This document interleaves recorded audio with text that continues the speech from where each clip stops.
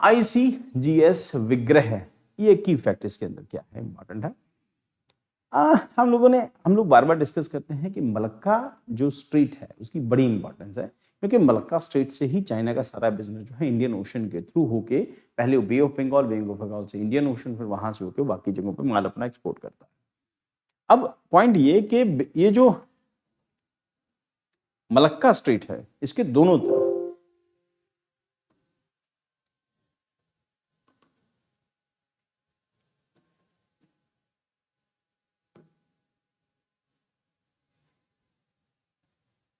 कौन सा खोले, इजी वाला खोल देते हैं, सारी कॉम्प्लिकेटेड नहीं, ये खोल देते हैं।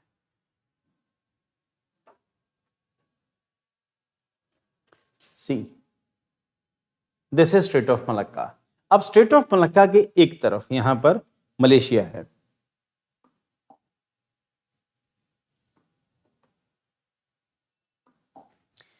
ये मलेशिया,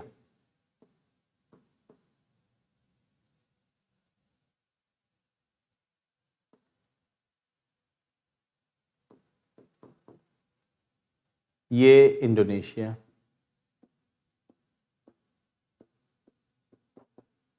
तो ये स्ट्रेट है मलक्का स्ट्रेट। स्ट्रेट आप लोगों को पता होगा, हिंदी में इसको जलडमरू कहते हैं, ये स्ट्रेट।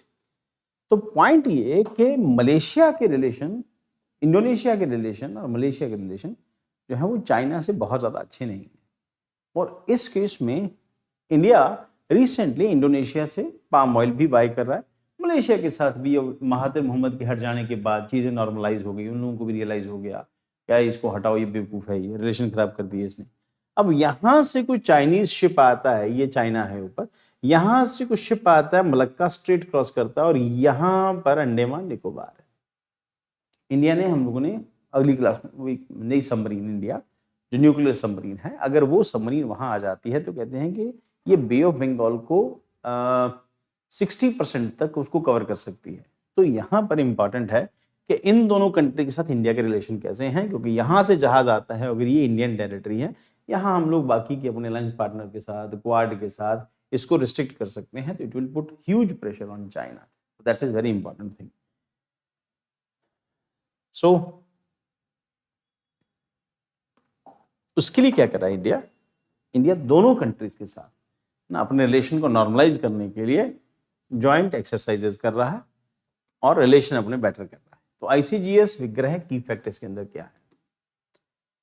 सो टाइप क्या है? ऑफशोर पेट्रोल व्हीकल है। Recently undertook operational visit to Indonesia as part of India's engagement with ASEAN countries.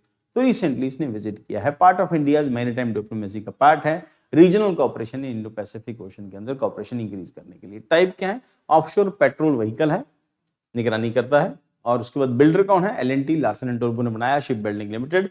And home base Visakhapatnam के अंदर ये वहां पे रहता है, होम बेस इसका वही है। डिप्लॉयमेंट ईजेड सर्विलांस, कुल मिला के काम ये है कि इंडिया का जो इकोनॉमिक जोन है उसकी सर्विलांस करेंगे। मैरीटाइम लॉ इन्फोर्समेंट है, SAR search and rescue operation में काम करेगा। की इक्विपमेंट में क्या आता है? इंटीग्रेटेड बिज सिस्टम है, इंटीग्रेटेड प्लेटफॉर्म मैनेजमेंट सिस्टम है, ऑटोमेटेड पावर मैनेजमेंट सिस्टम इसके अंदर है, high power external fire fighting system इसके अंदर लगा है, एडवांस रडार लगे हैं, सेंसर लगे हैं, नेविगेशन कम्युनिकेशन सिस्टम इसके अंदर लगा है, एयरक्राफ्ट एंड बोट, एक ट्विन इंजन हेलीकॉप्टर इसके ऊपर लगा है, इसके ऊपर है यहाँ पे एंड डिप्लॉयड है, एंड 4 हाई स्पीड बोट इसके साथ अटैच्ड है। स्पेशल कैपेबिलिटी क्या है? Operate efficiently in tropical seas conditions and advanced maritime operation readiness. Significance क्या है? Strengthen India's ASEAN maritime tie, enhances coastal security and surveillance capability, demonstrate India's indigenous shipbuilding capacity and strategic presence in Indo-Pacific। तो इसका मतलब उस Indo-Pacific area के अंदर हम लोग पेट्रोलिंग करते हैं और प्रोटेक्शन देते हैं अपने EZ को और बाकी सब। तो ये इसका फीचर है।